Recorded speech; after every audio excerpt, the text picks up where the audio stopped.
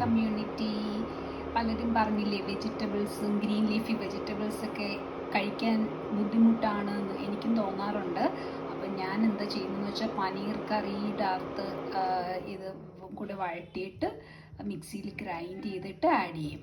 അപ്പോൾ പനീർ കറി എല്ലാവരും ഉണ്ടാക്കുന്ന പല രീതിയിലായിരിക്കാം. ഞാനിങ്ങനെ ഉള്ളി, സവാള, ഗാർലിക്ക്, ടൊമാറ്റോ, ഇഞ്ചി അധികം എടുക്കാറില്ല, വേണമെങ്കിൽ ഇടാം.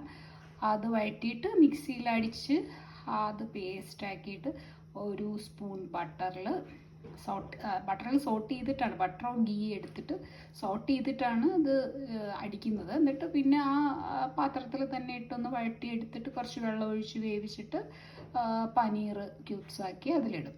അപ്പോൾ പനീറിൽ ഫാറ്റ് പെർസെൻറ്റേജ് കാണും, പക്ഷെ ഒരു നല്ലൊരു പ്രോട്ടീൻ സോഴ്സാണ്. അപ്പോൾ ഇത് അടിക്കുന്നതിന് കൂടെ കുറേ മല്ലിയിലയോ അല്ലെങ്കിൽ പെസ്തോ ആയിട്ട് നമുക്ക് ഗ്രീൻ സ്പിനാച്ചും ഒക്കെ ഇട്ടിട്ട് അങ്ങനെയും ചെയ്യാം.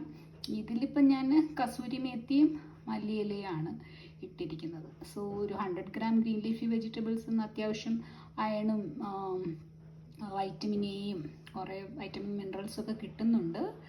അപ്പോൾ അതൊരു നല്ലൊരു healthy option for vegetarians or non vegetarian. നിങ്ങളുടെ ചോയ്സ് പോലെ ചെയ്യാം. ഇത് തന്നെ നമുക്ക് വേറെ പ്രിപ്പറേഷൻസിലും ഈ ഗ്രേവി ആഡ് ചെയ്യാൻ പറ്റും. പലപ്പോഴും ഞാൻ ക്യാരറ്റും ബീട്രൂട്ടും കൂടി ഇടാറുണ്ട്, അപ്പോൾ കളർ റെഡ് ആവും കേട്ടോ. അങ്ങനെയും ചെയ്യാം. Okay, thank you.